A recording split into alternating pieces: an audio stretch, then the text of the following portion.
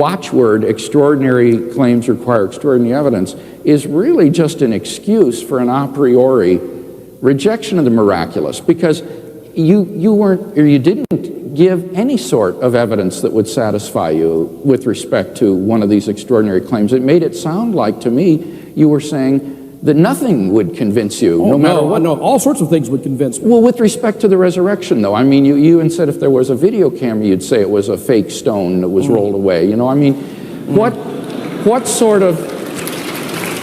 That would be the more reasonable hypothesis under the circumstances. Well, but see, that's what I fear. It is. It's just an a priori rejection of the miraculous here. You're not. There isn't any kind of literary testimony, historical testimony that could convince you. Once again, it's common sense. Let me appeal to court cases, okay? In court, on what basis do we believe certain testimony, okay?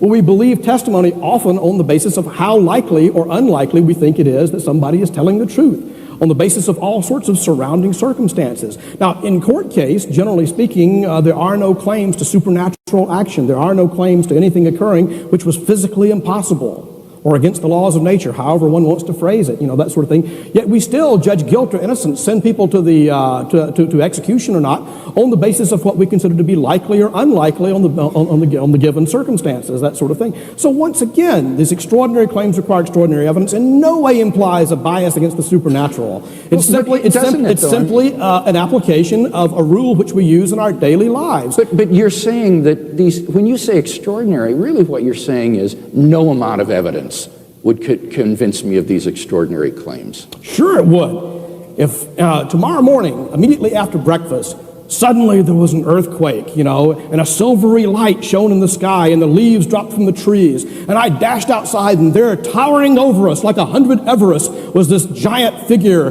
with lightning playing around his Michelangeloid face, and he pointed down and saying, "Be assured, Keith M. Parsons, that I do in fact exist, and I'm sick of your logic chopping." Dr. Craig, I would join you in the pew of the church, in the front pew of the church the next Sunday. Be going to the question and answer period. We're going to go to the question and answer period, so we'll be going to the microphone as we wind this down. You don't think that you would have said, "Boy, I was having a hallucination."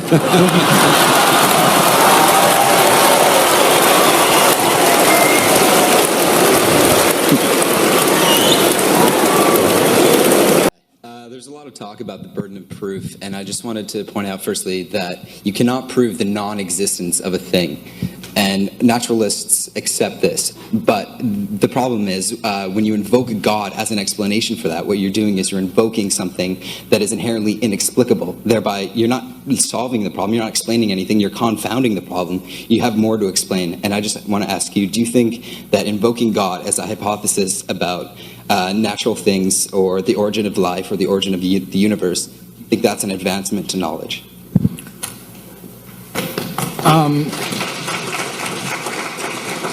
Now, repeat the first part of the question again, because I disagreed with what you said there. It is impossible to prove the impossible to prove something does not exist. That's silly. Of course you can prove something does not exist. We can prove, for example, that there are no living Tyrannosaurus Rex on the face of the earth. We can prove that there are no Muslims of the United States Senate. Or, as Dr. Shook says, if you can show that something is a self-contradiction, he's in the House. Yeah.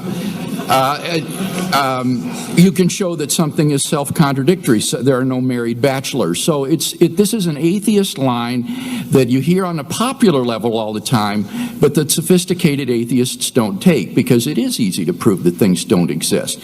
Now the question is, if it is the case that you can't prove that God does not exist, then you shouldn't be a naturalist.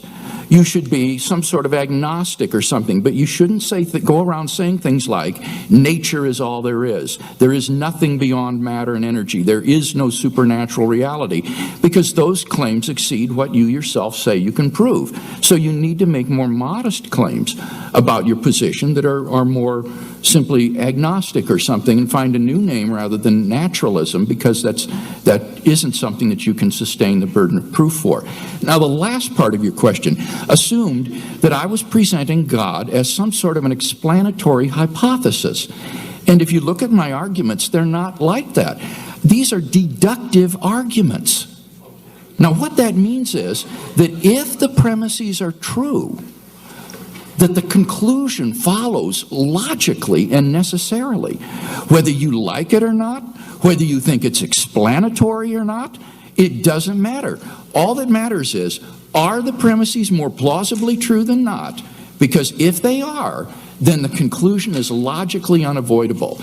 And so, yes, I think they definitely represent an increase in knowledge. This is an example of deductive logical reasoning. And it can't be impugned by saying that it's not some sort of explanatory inference to the best explanation or something of that sort.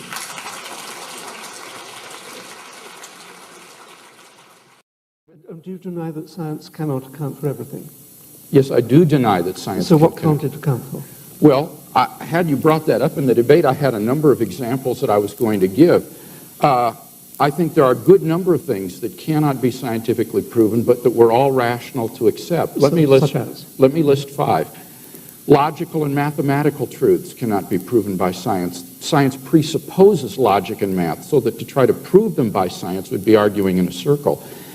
Metaphysical truths, like there are other minds other than my own, or that the external world is real, or that the past was not created 5 minutes ago with an appearance of age, are rational beliefs that cannot be scientifically proven. Ethical beliefs about statements of value are not accessible by the scientific method. You can't show by science whether the Nazi scientists in the camps did anything evil as opposed to the scientists in Western democracies. Aesthetic judgments, number 4, cannot be accessed by the scientific method because the beautiful, like the good, cannot be scientifically proven.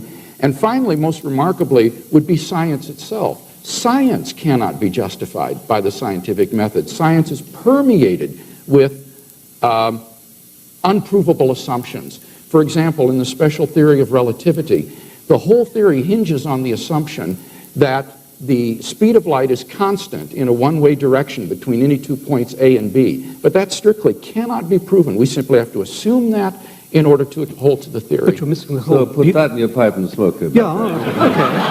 Yeah. So we are... None of these beliefs can be scientifically proven, and yet they are accepted by all of us, and we're rational in doing so. There's speculation that there's more than a tiny bit of evidence on the table. But is he saying evidence that... for what? Evidence for a beginning of the universe. Yes. Well, we know that. Nobody disputes all right, well, that's what I'm offering in this first argument, is the evidence. But because it's a beginning doesn't imply a God. It does if the first premise is true, that whatever begins to exist has a cause. It logically follows. Yeah, but, but the cause hasn't got to be God. Well, remember I gave an argument for thinking that this cause is timeless, spaceless, immaterial, enormously powerful, and personal. I think it's a computer. Well, that wouldn't... computers are designed by people. No, this is a self-designing computer. Timeless. Timeless. Well, that's a contradiction in terms. Why is it timeless? What's contradictory about it? A computer has to function. It takes Oh, no, time. this is a special computer. Yeah, but it has to be logically coherent. Oh, it's logically coherent. Yes, you have to be logically coherent. Oh, no, this computer is amazing. No, besides, it would have to be, as I said, a personal being. No. A computer is a physical... Not this computer. Object. Oh, well, then, no. Okay, see, what you're doing is you're actually... What you're calling a computer is really God. A non-physical,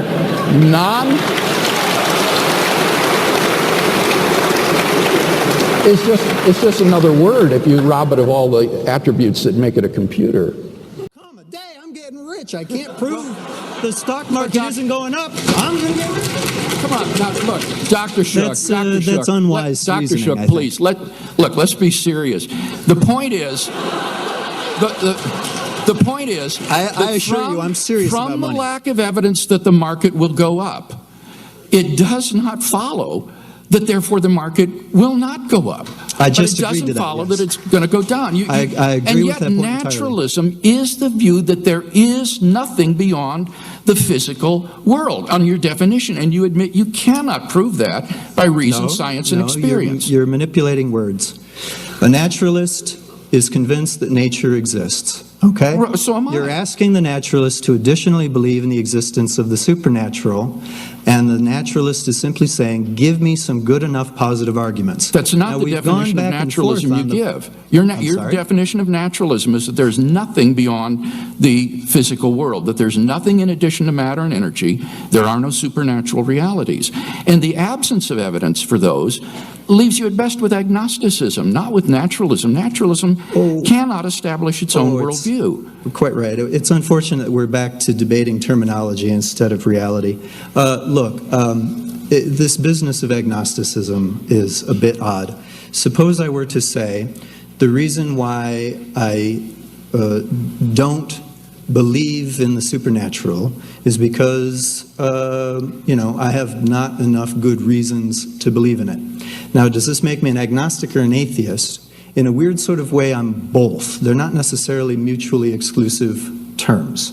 An agnostic is somebody who cannot prove that supernaturalism is false, but again, that in and of itself is not a positive reason to go ahead and jump into the But has chasm and anybody think you're gonna offered in land on tonight's something. debate the claim that because you can't show supernaturalism to be false, therefore you should believe in supernaturalism? Who has argued that tonight? Well, Nobody.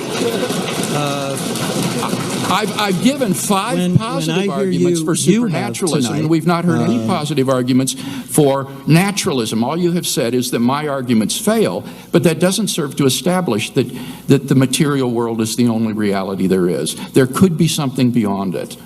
there could be something beyond it, and I've already All told right. you it might be more nature. For all you know or anybody Then that's knows, self-contradictory. I don't need the If it's supernatural. more nature, it's not beyond it, right? That's a self-contradiction, friends. Those who say that there may be more nature beyond it, it's still nature. That doesn't say there is something beyond nature. Bop, bada bop, boom, pow.